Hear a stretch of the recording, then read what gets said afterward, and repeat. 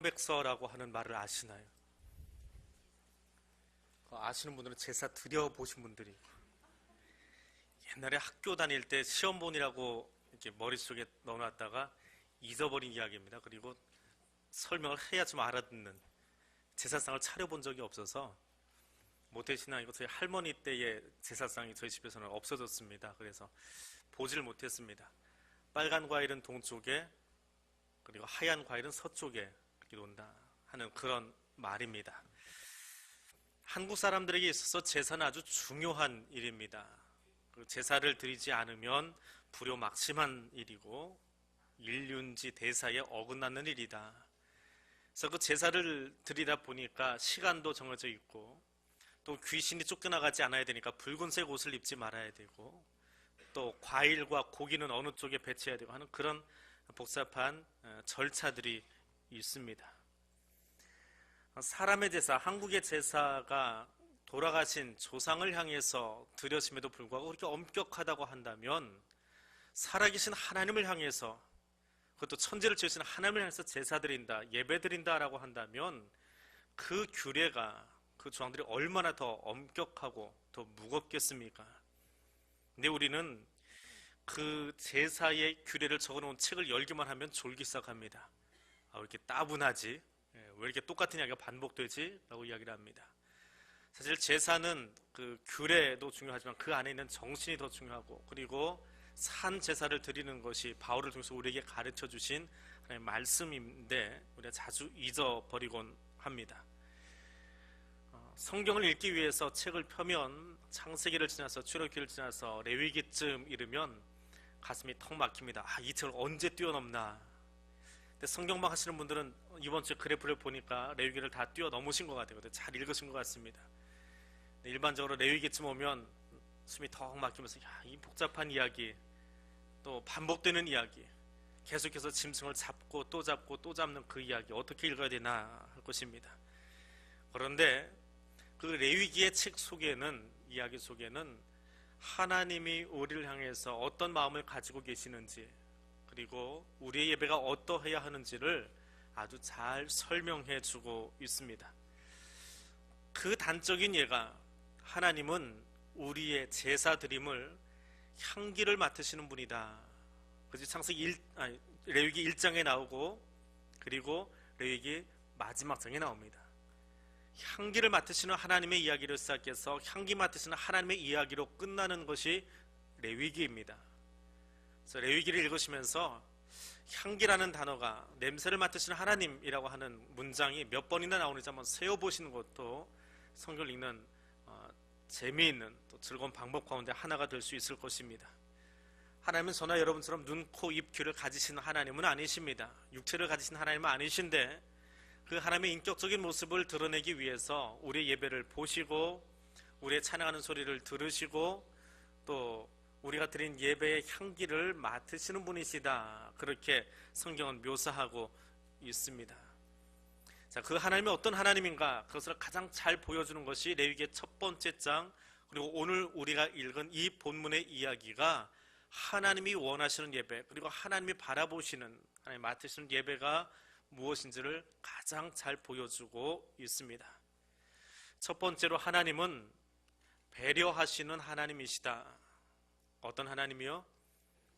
배려하시는 하나님.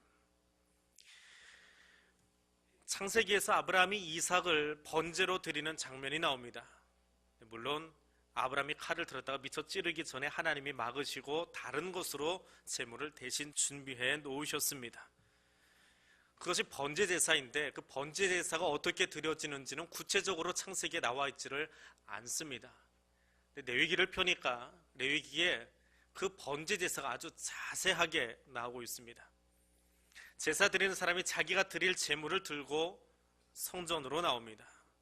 성전에 나와서 번제를 앞에 선 다음에 제사장 앞에서 그 제물의 머리 위에다 손을 얹고 내가 이런 죄를 지었는데 이 죄가 이제 이 짐승에게로 옮겨갔습니다.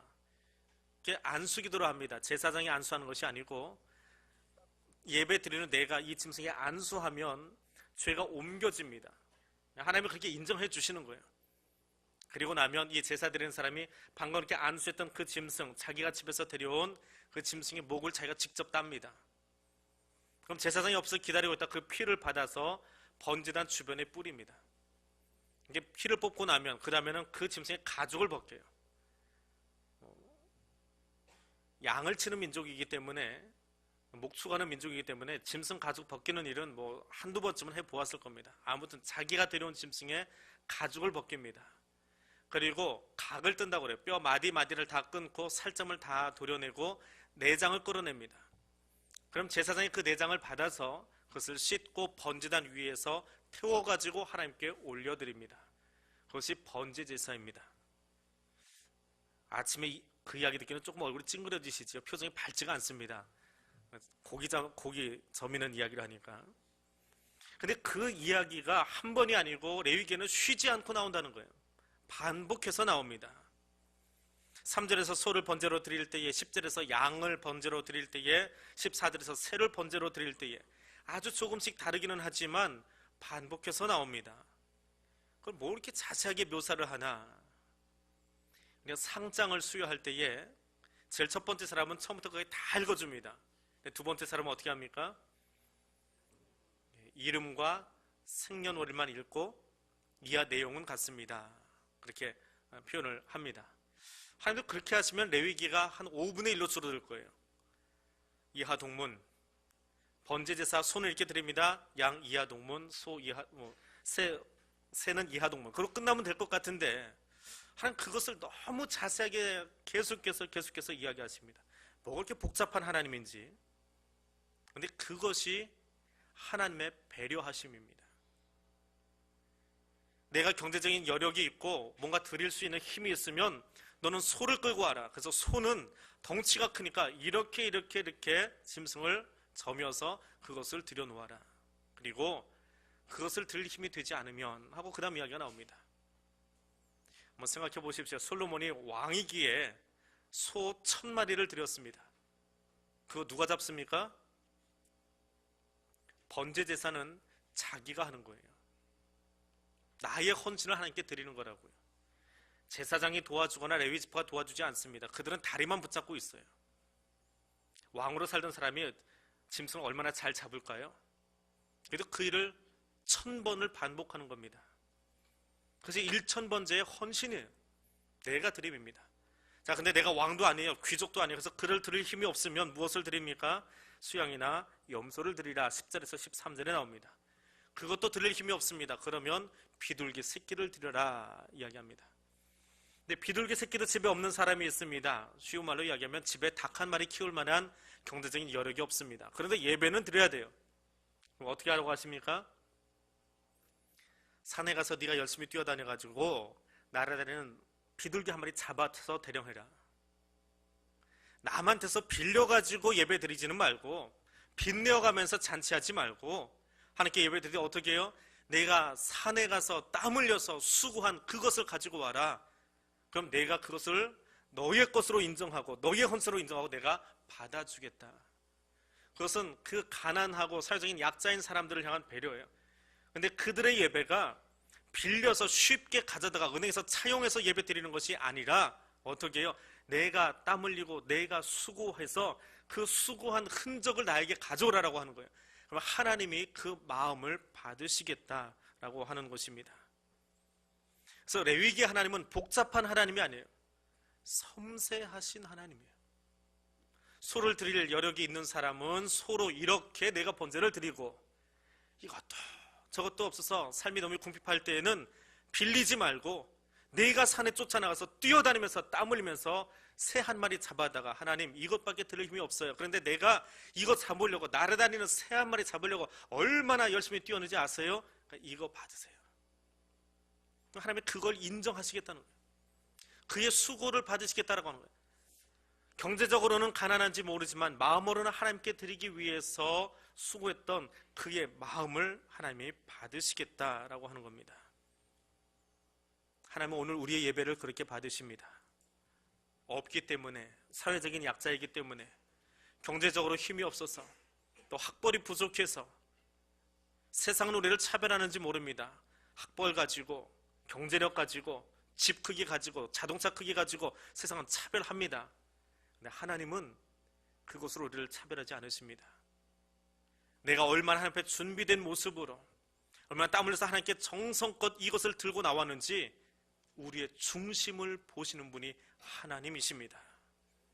그 하나님을 만나시고 그 하나님께 여러분의 중심을 드리는 그런 예배자들 되시기를 바랍니다.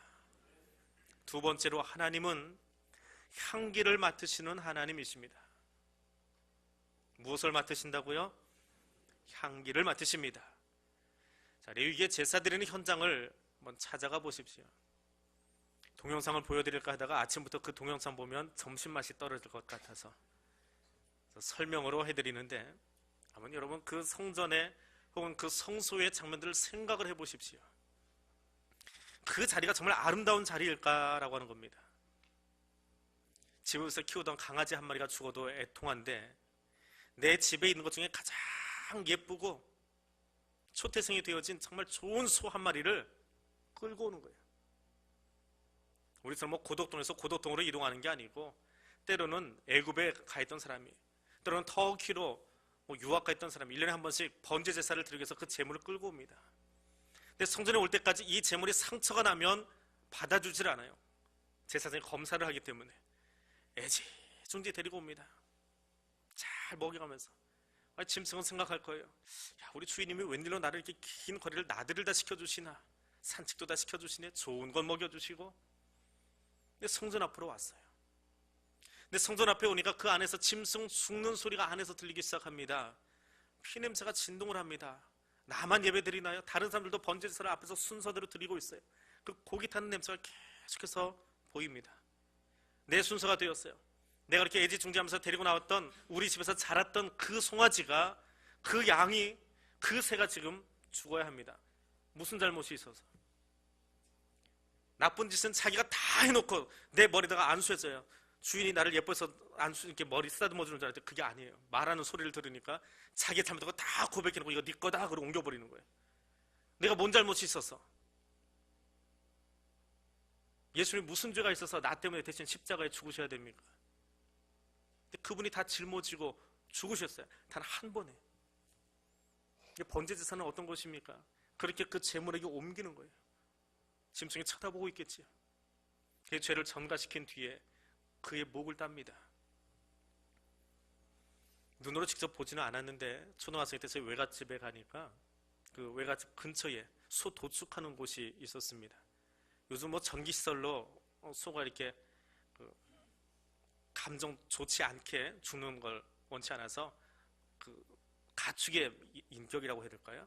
그거 존중해주는 그런 시스템이 되어 있어요. 근데 예전에는 그런 거 없습니다. 그냥 망치로 한 방에 보내곤 합니다. 근데 그 마지막에 소가 지르는 비명소리가 있어요. 뒤에 있는 소가 그 소리를 듣습니다. 근데 그 일을 누가 한다고요? 전문 도축업자가 하는 것이 아니고 내가 하는 거예요. 내가 데리고 온 그 소를 내가 죽이고 있는 거예요. 내가 그 소의 거죽을 벗기고 있어요. 내가 그 소를 점이고 있어요. 그때 예배자의 마음이 어떨까요?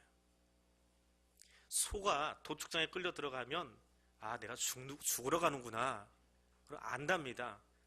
그래서 소가 운대요. 성전에 들어가는 소가 모르겠습니까? 성전에 들어가는 양이 모르겠습니까? 나쁜 짓은 지가 다 해놓고 나보고 죽으러 들어가래요. 눈물 뚝뚝 흘리면서 들어가고 있어요. 그것이 아름다운 현장인가요? 그리고 그렇게 죽은 그 소, 양의, 새의 내장을 꺼내서 그걸 태우고 있어요. 그 고기 타는 냄새가 아름답습니까? 하나님 그 향기를 맡으시겠대요. NIV 성경에 보니까 이것은 기분이 좋게 하는 방향제랍니다. 또 다른 영어 성경에 보니까 달콤한 향기라고 하고, 또 어떤 영어 성경에는 마음을 달래주는 향기다. 짐승 타는 냄새가 뭐가 그렇게 좋다고 방향제라고 이야기하나요? 그럼 만약에 하나님이 승용차를 타고 다니면 하나님 승용차에는 방향제가 고기 타는 냄새 날 것 같아요. 하나님 참 묘한 분 아니십니까? 취미도 참 별나신 분 아니에요? 어떻게 그 향기를 맡으십니까? 자세히 들여다보니까 하나님은 고기 타는 그 타는 냄새를 맡으시고 좋다라고 하신 것이 아니라 그것을 드리기까지 그 옆에서 그 소를 바라보고 그 양을 바라보고 그 새를 바라보면서 가슴을 치면서 울고는 내가 잘못했는데 나 대신 죽어가는 그 짐승을 바라보면서 미안한 마음으로, 그리고 이것 받으시고 죄 없는 이 짐승의 피를 받으시고 그 제물에 타 들어가는 냄새를 받으시고, 그래 내가 너를 용서할게라고 하는 그 하나님 앞에 무릎 꿇고 있는 그 사람의 마음과 수고를 하나님이 향기로 받으시기 때문인 거예요. 짐승의 냄새가 아니고 내 속이 타들어가는 거예요. 나의 가축, 내가 아끼던 그것이 나를 대신해서 죽어가는 그 모습을 바라보면서 안타까움으로 엎드려 있는 그의 중심을 하나님이 받으시겠답니다. 가인과 아벨이 하나님 앞에 예배를 드렸습니다. 그런데 가인의 제사는 받아지지 않았습니다. 창세기는 그 이유를 적어놓고 있지 않습니다. 근데 히브리서 기자는 그 이유를 이렇게 이야기합니다. 믿음 없이 드림으로 하나님이 연락하지 않았다고 말입니다. 믿음이 없었기 때문에 그렇습니다. 단지 형식만 있었습니다. 형식을 따라서, 습관을 따라서 나와 있는 그 예배, 하나님이 거절하십니다. 제사를 드리기 위해서 제물을 끌고 오는 것 쉽지 않습니다. 제물을 선택하는 것도 쉽지 않지만 끌고 와서 그 제물을, 그 짐승을 잡고 번제단에 올리기까지 옆에서 지켜보고 있는 그 사람의 마음도 쉽지 않습니다. 그런데 그 사람은 힘을 써야 돼요. 그 제물을 드리기까지 내가 수고해야 돼요. 하나님이 그것을 보시겠더라라고 하는 겁니다. 제사는, 예배는 가벼운 게 아니에요. 우리는 예수님의 십자가 은혜 때문에 정말 가볍게 예배 드리고 있어요. 아주 쉽게 덜렁덜렁 나오면 돼요. 물론 그런 마음들은 아니시겠지요. 근데 구약의 제사를 보십시오. 결코 가벼운 마음이 아니에요. 그것이 예배입니다. 오늘 나의 예배는 무엇을 하나님께 드리고 있습니까? 하나님은 이 시간 이 예배 중에 여러분의 무엇을 보고 계십니까? 무엇을 하나님께 드리고 계십니까? 습관에 매여서, 친구 따라서, 가족 따라서, 이 시간 되었으니까 저문 찍고 가야지, 그런 습관을 따라 드리는 예배가 되어진다면 하나님은 그것은 가인의 제사로 치부하실 겁니다. 받지 않으십니다. 내 내장을 꺼내서 그것을 다 태워 드리듯이 그 마음으로 하나님께 나의 예배가 드려질 때에 하나님이 그 향기를 보신대요. 내 심장에 타들어가는 것처럼, 내 장기가 다 씻겨지고 다 태워지고 하나님께 드려지는 것처럼 그 마음으로 내가 하나님께 예배 드릴 때에 하나님이 그것을 보시고 내가 너의 향기를 맡았노라고 말씀하십니다. 오늘 이 순간의 예배가 하나님 앞에 그렇게 드려지기를 원합니다. 이 시간 내가 하나님께 드리는 것이 내게 주신 경제적인 여유를 따라 주신 그 예물 하나 드린 것으로 만족하는 것이 아니라 내 심장을 하나님께 드렸습니다.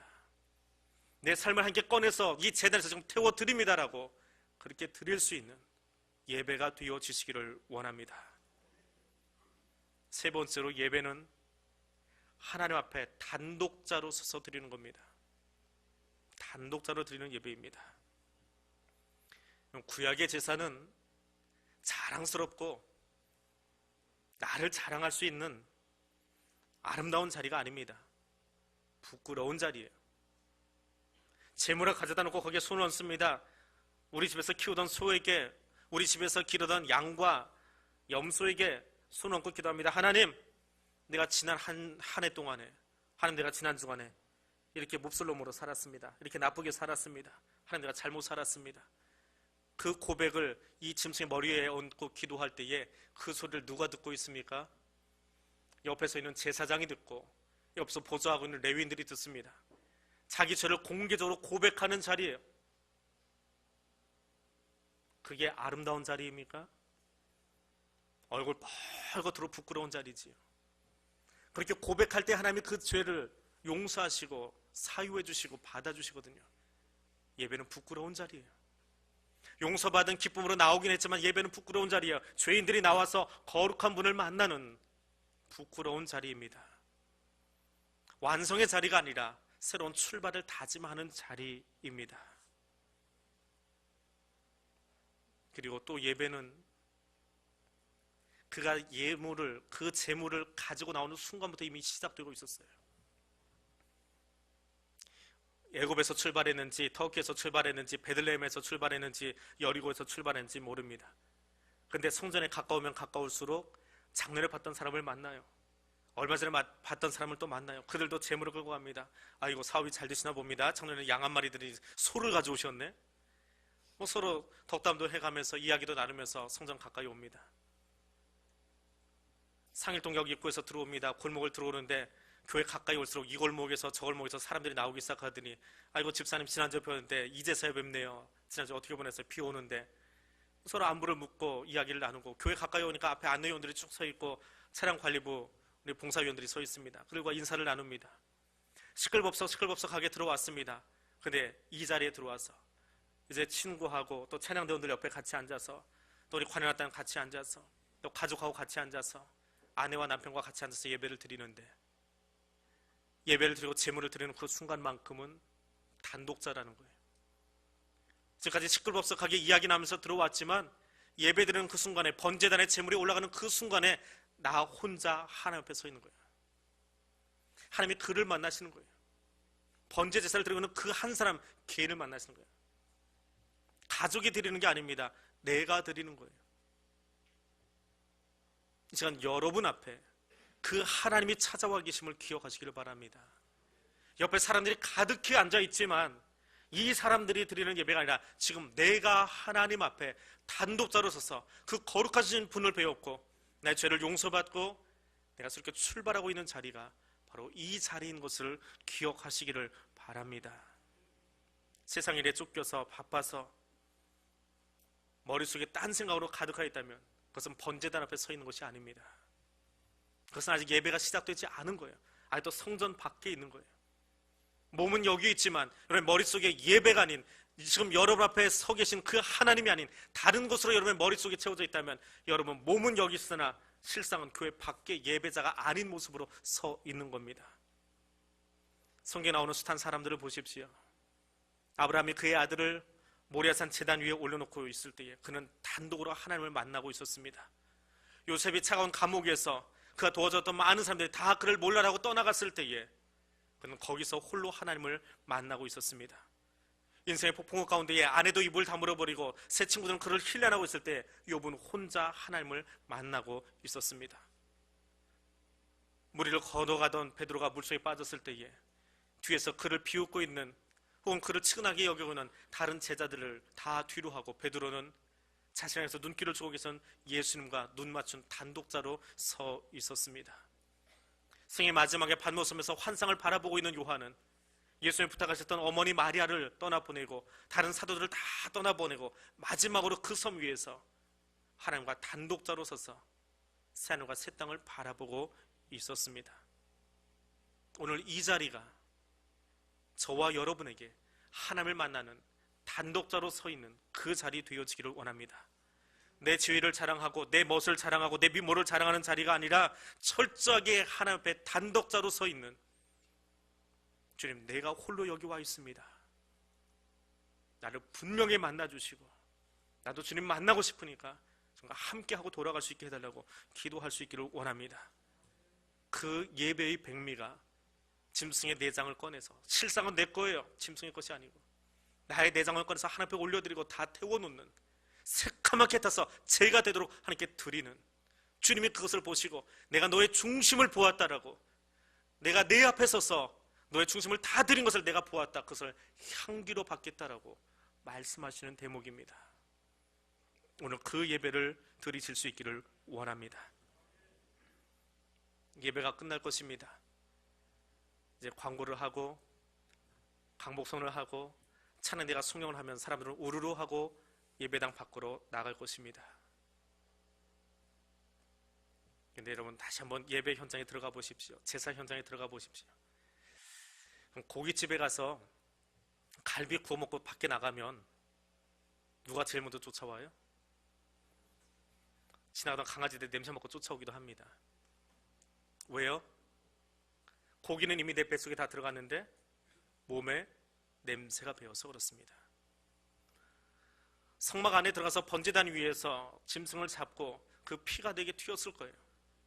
보호장구를 착용했는지 모르겠지만 그리고 숱한 짐승들이 앞에서 죽어갖고 뒤에서도 죽을 거예요. 그 짐승이 타는 냄새가 그 성소에 가득한데 그 냄새가 내 몸에 배었어요. 제사를 다 끝냈습니다. 이제 당신 순서 끝났으니까 나가십시오. 그럼 성막 휘장을 젖히고 밖으로 걸어 나갑니다. 밖에 있던 사람들이 그를 바라봅니다. 야, 이 사람 이 몸에서 짐승 타는 냄새 나는구나. 그럼 뭐라고 할까요? 아, 제사 드리고 나왔구나. 이 사람 번제 제사 드리고 나왔구나. 이 사람 오늘 뭔지 모르지만 하나님과 독대하고 하나님을 만나고 예배 드리고 나왔구나. 그게 보이는 거예요. 여름에 예배 드리고 나갈 때에 이제 교회 문을 나서서 골목을 빠져나갈 때에 저 순대집 주인장이 그렇게 볼 거예요. 오늘은 몇 사람이 저 대한교회에서 나오는구나. 그렇게 보고 있다면 우리의 예배는 실패한 거예요. 들어갈 때는 저 사람 뭐가 화가 나서 얼굴이 우르악 불가락해서 들어가더니 예배가 뭔지는 모르지만 드리고 나오는데 얼굴 표정이 바뀌었어. 좀 더 지나가니까 우리 교인들의 집이 있어요. 어제까지만 해도 참 저 사람하고 이야기하기 싫었는데 예배 제대로 드렸나 봐. 말이 달라졌어. 눈빛이 달라졌어. 예배 드리더니 확실히 달라졌어. 그게 예배 드린 자의 모습이에요. 예배는 찬양대 숭늉이 끝나는 그 순간에 끝난 게 아니고 사실은 그때 시작하는 거예요. 왜요? 내 몸에 제물 되어주신 예수의 향기를 다 묻히고 가기 때문에, 그것이 내 몸에서 나고 있기 때문에 사람들이 그 냄새를 맡을 거예요. 사람들이 예배드린 여러분의 얼굴을 바라볼 겁니다. 사람들이 예배드린 여러분의 눈빛을 바라볼 겁니다. 아, 예배드리니까 저렇게 달라졌구나. 저 향기가 나는구나. 그래서 예배는 끝난 것이 아니고 시작일 뿐이에요. 거꾸로 생각해 보십시오. 제사를 끝내고 성전 문을 나갑니다. 근데 내 몸에서 냄새가 나요. 무슨 냄새요? 짐승의 냄새가 나요. 그럼 어떻게 살아야 돼요? 최소한 몸에서 그 냄새가 남아있는 동안은 사람들이 예배 드리고 나오셨네요. 제사 드리고 나오셨네요. 그럼 어떻게 살아야 돼요? 방금 거기서 죄의 고백을 하고 용서의 선언을 받고 하나님의 것을 연락하신 것을 경험한 그 사람이 나가서 몸에 그 냄새가 남아있는 동안은 최소한 그 냄새, 나 때문에 대신 죽어준 그 짐승의 냄새에 부끄럽지 않은 삶을 살아야 되지 않겠어요? 그게 예배예요. 예배를 드리고 성령이 딱 끝나고 이게 간주가 다 끝나고 나면 예배가 끝난 것이 아니라 하나님이 나 대신해서 대신 저 위에 하나뿐인 아들 예수 그리스도를 죽이셨어요. 내 몸에 그 예수의 은혜의 향기가 가득히 배어 있다고요. 그러면 그 십자가 은혜에 걸맞는 삶을 살아가야 되지 않겠습니까? 그래서 예배는 끝난 것이 아닙니다. 예배는 그때 시작하는 거예요. 내 몸에 온통 예수의 향기를, 나를 대신해서 화목제물 되어주신 예수의 향기를 잔뜩 묻히고 나아가서 저 골목에서, 여러분의 일터에서, 여러분의 삶의 자리에서 그 향기에 맞는 삶을 살아가야 할 것입니다. 오늘 그 예배자 되시기를 바랍니다. 우리의 향기를 맡으신 하나님, 짐승의 향기가 아니라 그 향기를 몸에 배고 그 향기로 살아가기를 원하시는 하나님의 마음으로 오늘 여러분의 삶의 자리에서 가장 아름다운, 가장 멋진 예배자들 되시기를 주님의 이름으로 부탁드립니다. 기도합니다. 우리 죄를 용서하시려고 외아들 예수를 이 땅에 보내신 하나님 아버지, 아버지의 크신 사랑으로 인하여 오늘 이곳에 머리 숙인 백성들을 돌아보옵소서. 수고하고 무거운 인생의 짐들을 주님 앞에 들고 나와 내려놓고 가오니 주님 약속하신 대로 주의 말씀으로 자유하며 행복하게 하옵시고, 주의 보좌 앞으로 달려나와 엎드려 싸우니 주님의 말씀대로 이곳이 은혜의 자리 되게 하옵소서.